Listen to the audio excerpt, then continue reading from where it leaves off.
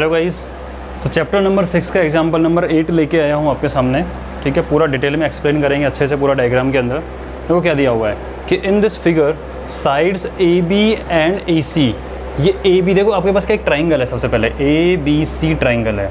उस ए B C triangle की A B side को प्रोड्यूस किया यानी आगे तक लेके गए हैं ई पॉइंट तक। ऐसे ही जिसकी ए सी साइड को भी आगे तक लेके गए हैं, प्रोड्यूस किया डी पॉइंट तक। ठीक है, अब मुझे बताओ जब इसको आगे प्रोड्यूस किया तो एक एंगल ये भी बन गया बाहर वाला। ठीक है, इसका मतलब क्या हुआ कि ट्राइंगल ए बी सी के एंगल को नेम दिया हुआ है एक्स वाई जेड, डायग्राम में दिया हुआ था। हुआ क्या कि जब आपने समझना, देखो डायग्राम को समझ में आना चाहिए पहले। अगर डायग्राम समझ में आ रहा है तो आप इजीली कर पाओगे। क्या किया इसने कि ट्राइंगल ए बी सी की साइड को प्रोड्यूस किया है, कर दिया प्रोड्यूस करने पे बाहर एंगल बना। भाई बाहर तो एंगल बनेगा ही बनेगा जब इस तरह से होगा, तो बाहर एंगल बना ये वाला। तो इस एंगल का बाइसेक्टर और इस एंगल का बाइसेक्टर वो किसी एक पॉइंट ओ पे मिलते हैं। अब बाइसेक्टर है तो ये वाला पार्ट इस पार्ट के इक्वल होगा, बाइसेक्टर है तो ये वाला पार्ट इस पार्ट के इक्वल होगा। इनका आपस में कोई रिलेशन नहीं है।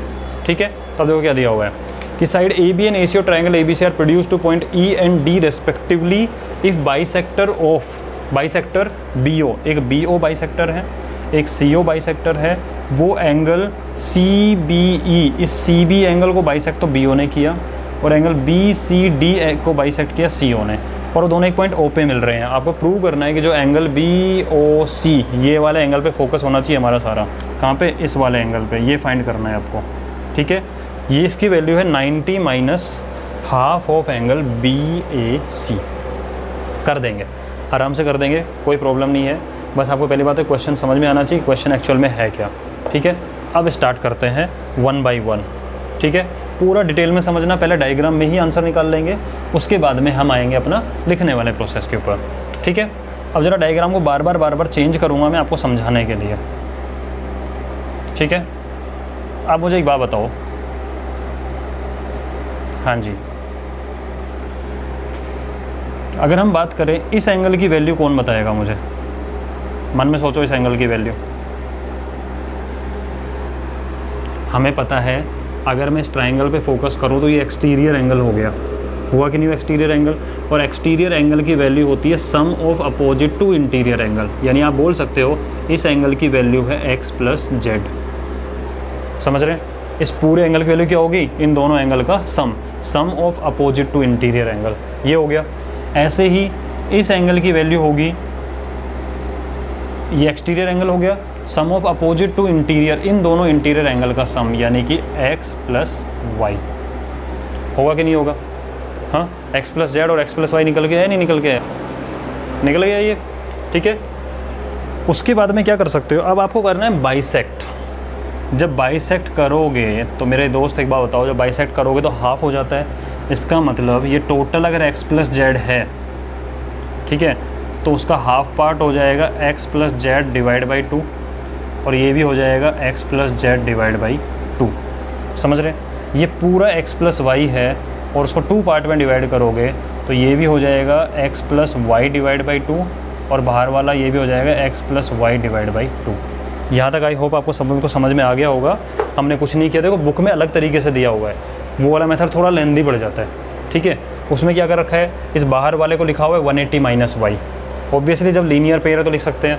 इस बाहर वाले को लिखा है 180 माइनस जेड, और उसके बाद में लेके चल रहा है। मैंने एक सिंपल तरीका निकाला है कि भाई ये एक्सटीरियर एंगल है, क्योंकि सीधी सी बात आप खुद बताना, मुझे इस एंगल की वैल्यू फाइंड करनी है। ध्यान देना, पूरा अच्छे से ध्यान देना डायग्राम में, मुझे इस एंगल की वैल्यू फाइंड करनी थी। अब सबको भूल जाओ, आपका फोकस होना चाहिए सिर्फ ट्राइंगल बी ओ सी के ऊपर। इस ट्राइंगल के अंदर अगर मुझे ये एंगल फाइंड करना है तो अगर मुझे ये पता हो और ये पता हो तो ये निकाल सकते हैं। ठीक है, अगर मुझे ये एंगल पता होगा, आपको पता है किसी भी ट्राइंगल के अंदर, देखो ध्यान देना इसके ऊपर, ये ट्राइंगल बन रहा है आपका बी सी ओ।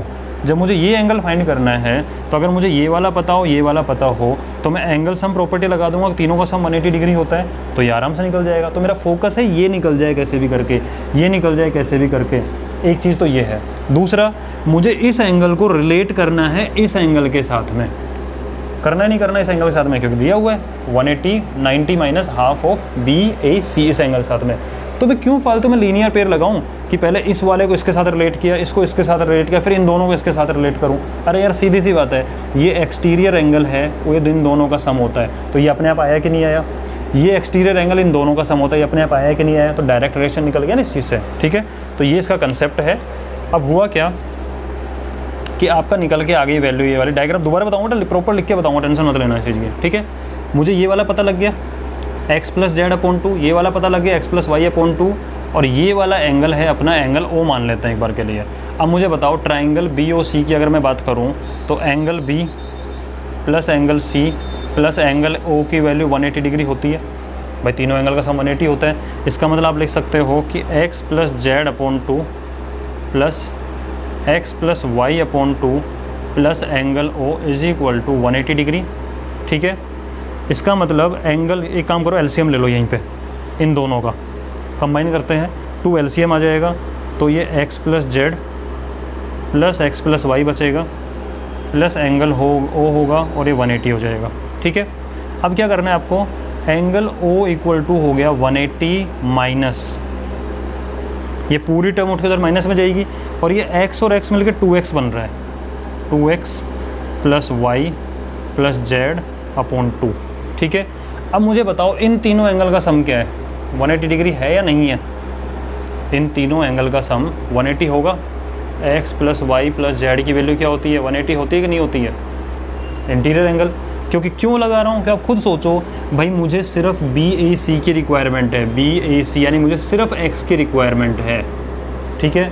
तो मैं y और z क्यों रखूँ, तो यहाँ से अगर मैं y और z की वैल्यू निकालूँ तो y प्लस जेड की वैल्यू होगी 180 माइनस एक्स।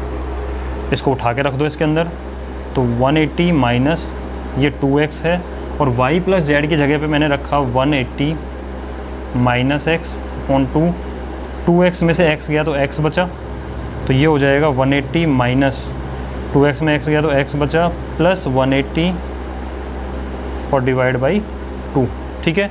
अब ब्रैकेट ओपन कर लो, तो ये 180 है माइनस ये x अपॉन 2 हो जाएगा, और ये हो जाएगा माइनस 180 अपॉन 2 होता है 90, 180 में से 90 गया तो 90 बचा, और माइनस का x अपॉन 2 और आ गया इसका इक्वल।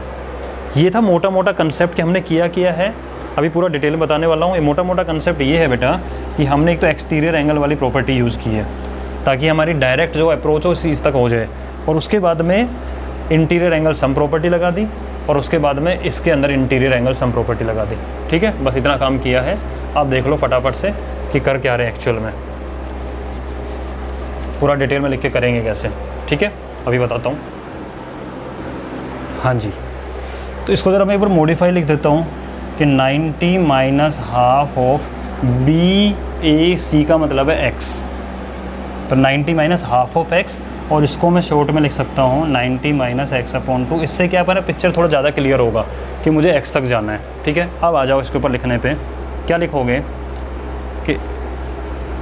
कि एंगल EBC, कौन सा, ये बाहर वाले एंगल की बात चल रही है, angle EBC is equal to x plus Z, ये exterior angle equal to sum of opposite to interior.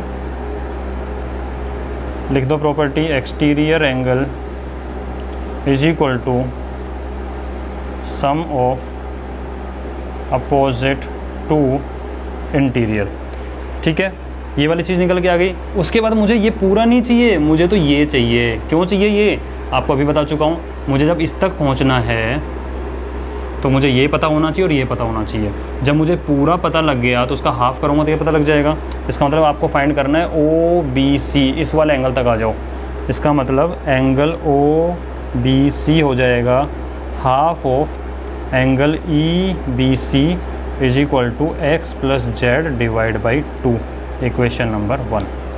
ठीक है बेटा, मैं दोबारा फटाफट से एक बार ये चीज़ बोल देता हूँ कि मेरा टारगेट है यहाँ तक पहुँचना। उसके लिए आई नीड दिस एंगल और I need this angle.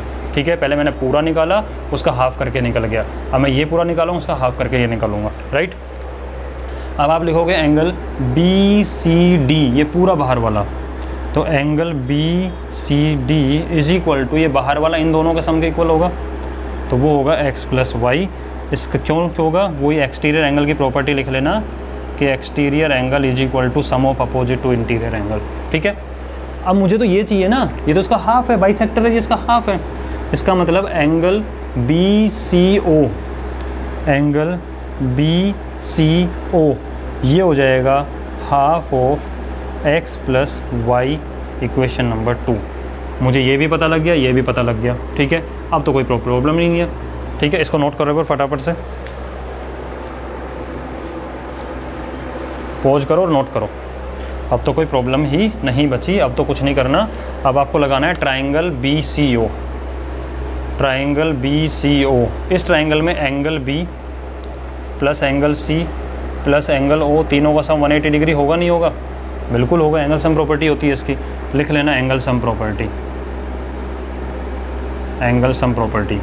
Angle B की वैल्यू क्या निकली थी अभी अभी यहाँ से? ये रहा एंगल B जो कि है x plus Z upon 2। Angle C की वैल्यू क्या निकली? ये रहा एंगल C, देखो बीच में लिखा होता है वही एंगल होता है, ठीक है। एंगल C की वैल्यू निकली है x प्लस वाई अपॉन 2 और प्लस में angle O is equal to 180 degree, ठीक है। हाँ जी, एलसीएम लिया तो x प्लस जेड, 2 से 2 डिवाइड होकर 1 आएगा, 2 से 2 डिवाइड होकर 1 आएगा, तो x plus y plus angle O is equal to 180 degree, ठीक है। ये यहीं सोल्व कर लेते हैं, ये x प्लस एक्स तो 2x हो गया, plus y plus Z upon 2 plus angle O is equal to 180 degree.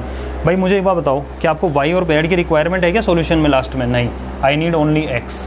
तो ऐसा को क्या काम करूं कि y और z हट के x आ जाए? तो आप एक चीज़ लिखोगे कि in triangle ABC, in triangle ABC x plus y plus Z होगा 180 डिग्री, एंगल सम प्रॉपर्टी।